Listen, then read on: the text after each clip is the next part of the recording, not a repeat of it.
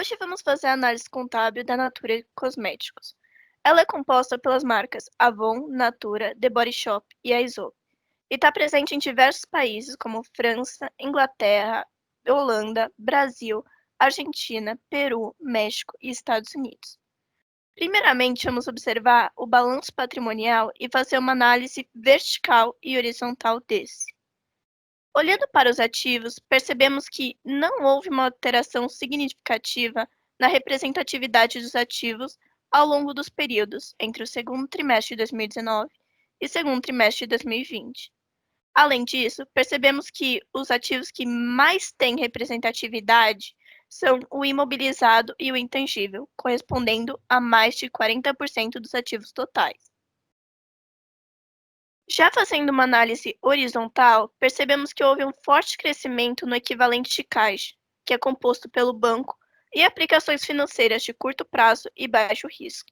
Isso deve-se ao certificado de depósito bancário e operações compromissadas, que são tipos de investimentos voltados para instituições bancárias com renda fixa e risco baixíssimo.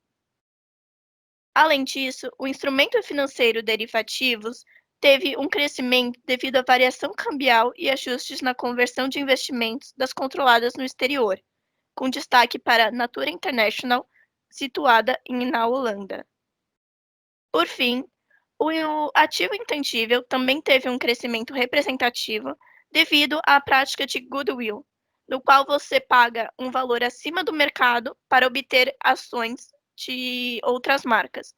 No caso da Natura, foi para aquisitir 35% da participação restante na ISO e todas as operações da The Body Shop. Olhando para o passivo, percebemos que a maior concentração está destacada no passivo não circulante, que tem o seu pagamento em mais de um ano do ciclo. Olhando na variação horizontal, os fornecedores apresentam um forte crescimento, com destaque para os fornecedores locais, e isso deve-se ao incremento de suas atividades e operações, principalmente com a aquisição do restante da participação na The Body Shop, uma de suas controladas.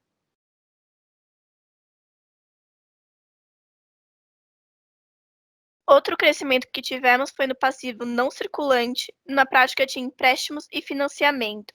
E isso houve por causa da debentures, onde houve a 10ª emissão dessa, e boa parte do que foi gerado com essa foi resultado para abater as séries anteriores e amortizar parcialmente elas. Falando sobre o patrimônio líquido consolidado, ele foi o que apresentou maior variação em sua representatividade, crescendo em 8 pontos percentuais. Isso deve-se ao capital social realizado, no qual, em 18 de dezembro de 2019, a Natura Cosméticos concluiu o processo de incorporações da Natura e inicia sua negociação na Bolsa de Valores do Brasil, e em 30 de julho de 2020, onde houve o fechamento do nosso relatório, fez a emissão de 54.545.455 novas ações ordinárias nominativas e sem valor nominal. As ações foram emitidas e subscritas principalmente para conseguir aumentar o capital da Natura e Cosméticos. Também tivemos a redução da reserva de lucro, que foi por causa do aumento do capital social, foi simplesmente uma transição dos custos. E, por fim, tivemos o ajuste na avaliação patrimonial, devido a variações cambiais sobre os investimentos em controladas no exterior, incluindo variações cambiais em economia hiperinflacionária, com destaque para a Argentina, os ganhos e perdas autuárias provenientes do plano de benefícios e funcionários resultados em operações de hedge em fluxo de caixa. Agora vamos falar sobre prazos e liquidez. Por ser uma empresa de varejo, os prazos de estoque e de pagamento da Natura são muito superiores ao seu prazo de recebimento. Isto significa que a mesma está sendo financiada por seus clientes. Primeiro ela recebe o dinheiro de suas vendas e depois realiza os pagamentos de suas obrigações.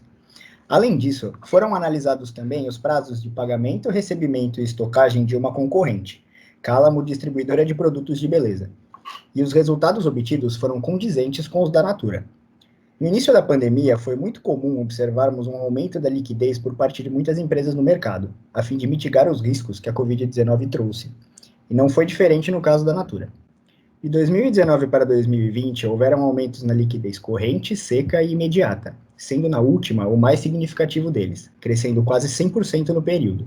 Se observarmos o balanço patrimonial da companhia, podemos notar que esse aumento na liquidez ocorreu através de novas captações de empréstimos, tanto de longo quanto de curto prazo, como pudemos ver anteriormente. Colocando de maneira mais palpável, vale relembrarmos o aumento de 45% em empréstimos de curto prazo da Natura, além de evidenciarmos também um crescimento de 26% nos de longo prazo. Vale ressaltar ainda que, mesmo com a pandemia, o lucro operacional da Natura supera suas obrigações no curto prazo, sendo este suficiente para arcar com os pagamentos de juros e principal de suas novas captações no curto prazo. Índices de estrutura de capitais, ou índices de endividamento. Esses indicadores referem-se à estrutura de capitais, evidenciando as linhas de determinações financeiras, em termos de obtenção e aplicações de recursos, ou seja, mostram as relações entre as fontes de financiamento próprio e de terceiros. Analisando esses números, no segundo trimestre de 2019, tivemos um número de 83,68 e no segundo trimestre de 2020, 75,50. Com base nesses dados, podemos identificar que a empresa teve uma redução no índice de endividamento.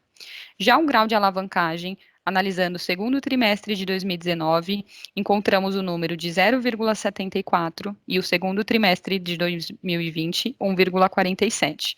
Esse aumento evidencia que a empresa, de fato, tem feito posições de alavancagens favoráveis, pois o GAF, acima de 1% em 2020, nos mostra que, em termos de retorno, o retorno do ativo é maior quando comparado aos juros pagos para tomar recursos de terceiros. Analisando a composição do endividamento, a composição desse indica quanto da dívida total da empresa deverá ser pago a curto prazo, isto é, as obrigações a curto prazo comparadas com as obrigações totais. Analisando esses números, no segundo trimestre de 2019, encontramos 0,3131 e no segundo trimestre de 2020 encontramos 0,3258. Podemos interpretar isoladamente esse índice como quanto maior, pior. Ou seja, no caso da Natura, a empresa apresenta baixíssimos índices e demonstra uma situação confortável para a liquidação dos débitos. Com base nesses dados, podemos afirmar que a Natura Cosméticos possui dívida saudável, pois foi possível identificar que a empresa recorre a dívidas como complemento do capital próprio para realizar aplicações produtivas em seu ativo, aplicações, expansões, modernizações. Esse endividamento é saudável, mesmo sendo um tanto elevado, pois as aplicações produtivas deverão gerar recursos para saldar o compromisso assumido. Analisando agora a necessidade de capital de giro e o capital de giro líquido da companhia. Olhando a necessidade de capital de giro, em março de 2020, a Natura comunicou ao mercado que suas plantas na América Latina iriam cessar a produção de maquiagens e perfumaria para focar apenas em itens de higiene pessoal, incluindo álcool em gel e álcool líquido, a fim de auxiliar no combate à Covid-19. Como tais produtos possuem um custo de produção mais baixo e estavam sendo muito requisitados pela população devido à pandemia, é provável que tal medida tenha contribuído para o grande salto nos lucros líquidos e operacional da Natura de 2019 para 2020, justificando também uma redução na necessidade de capital de giro do mesmo período. Lembrando que, em março de 2020, no Brasil, o álcool em gel teve um aumento de 161% no seu preço, além de ter se esgotado em diversos estabelecimentos do país. Vale observar também que o lucro líquido da Natura saltou de 55.923.000 em 2019 para 185.925.000 em 2020. Agora, olhando para o capital de giro líquido, mesmo com a redução apresentada na necessidade de capital de giro, o capital de giro líquido da Natura sofreu um crescimento expressivo de 1.423.485.000 no período, indicando que suas obrigações no curto prazo se intensificaram. Se observarmos o balanço patrimonial, notamos um aumento de 45% nos empréstimos e financiamentos de curto prazo, como já falamos anteriormente, sendo esse o maior impacto no aumento de 33% do passivo circulante como um todo. Na pandemia, isso foi muito comum entre empresas de maneira geral, Em meio aos riscos e incertezas apresentados pela Covid ao redor do mundo, muitas companhias optaram por liquidez através de novas captações, ou até mesmo de linhas de crédito rotativos, como ocorreu com a Suzano, Petrobras e Vale em abril desse mesmo ano. Análise do POM, comparando os períodos de 2019 e 2020, segundo trimestre de cada um. Observando a análise do POM montada e apresentada nesse slide, percebemos índices com poucas variações ao longo do período analisado, com exceção do grau de alavancagem financeira e ROI e lucro líquido, este que já foi mencionado anteriormente algumas vezes nessa mesma apresentação. Começando pelo grau de alavancagem financeira, também conhecido como GAF ou GAF, este que foi de 0,74 para 1,47, um crescimento notório de 100% no período, deu-se principalmente pela queda na alavancagem da estrutura de capital, que, por sua vez, ocorreu pelo fato do aumento dos ativos totais da Natura no período ser 2 vezes maior do que o aumento no patrimônio líquido. Este aumento nos ativos aconteceu devido a novos empréstimos, curto e longo prazo, obtidos pela Natura ao longo do mesmo período, acrescentando tanto no seu passivo quanto em seu ativo. Já o aumento no ROI de 2,07% para 3,19% deu-se principalmente pelo fato do lucro líquido no segundo trimestre de 2020 ter sido 3 vezes maior se comparado com o segundo trimestre de 2019. Como comentado anteriormente, houve um aumento de aproximadamente 127 milhões entre os períodos. Mesmo na pandemia, a Natura conseguiu se sobressair nesse aspecto. Analisando agora a demonstração de fluxo de caixa da Natura. Podemos observar uma variação negativa de mais de 1 bilhão em swap e forward, medidas essas tomadas para proteger a Natura de risco cambial. Podemos observar, além disso, que a Natura aumentou sua capacidade de geração de caixa nas atividades operacionais, saindo de 1 bi e 80 milhões no segundo trimestre de 2019 para 1 bi e 552 milhões no segundo trimestre de 2020. De forma geral, o fator que contribuiu para tal incremento foi também a variação cambial sobre os empréstimos e financiamentos, resultando num impacto positivo de aproximadamente 1 bilhão 385 milhões de reais. Esse resultado foi tão significativo que acabou mitigando a reversão negativa dada pelo swap e pelo forward. FCO. Um aumento no financiamento da empresa por parte de fornecedores. E levando já para a FCI, a variação negativa nas atividades de investimento deu-se, em resumo, por operações de expansão na América Latina, mais especificamente no México e no Peru, além de ter sido realizado goodwill das marcas TBS e AESOP. Apenas contextualizando as operações na América Latina, em junho de 2020, a Natura anunciou a abertura de um novo centro de distribuição em Lima, previsto para entrar em funcionamento ainda no segundo semestre desse mesmo ano. A medida foi tomada para suprir o aumento da demanda logística graças ao grande avanço dos números de pedidos online instaurados na pandemia. Enquanto no México, foram realizados investimentos também num centro de distribuição presente no país, porém este inaugurado em 2019, seguindo o mesmo motivo citado anteriormente. Falando de FCF, houve uma redução na amortização da dívida da companhia no valor de 400 milhões aproximadamente, juntamente com um aumento na captação de empréstimos de aproximadamente 400 milhões também. É notável também um aumento de 275 milhões no capital social da Natura, provavelmente para mitigar incertezas do mercado trazidos pela pandemia, como já falamos várias vezes anteriormente nessa mesma apresentação.